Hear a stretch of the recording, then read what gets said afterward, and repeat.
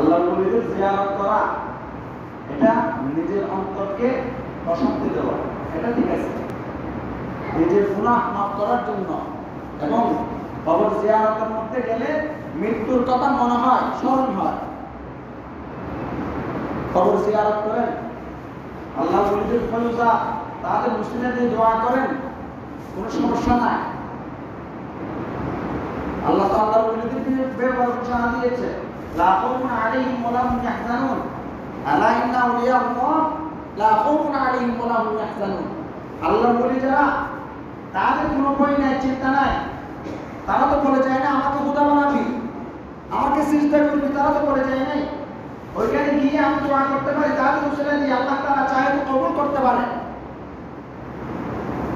যদি আল্লাহর ওলিদের কাছে গিয়ে ওইখানে উসিলা দিয়ে যদি দোয়া করা হয়, আল্লাহ চাহে তো কবুল করতে পারে। কিন্তু তারা তো বলে যায় না যে আমাকে সিজদা কর, আমরা সিজদা করি, ডাবল ধরে চুমাকার, এটা সব আমরা পাই।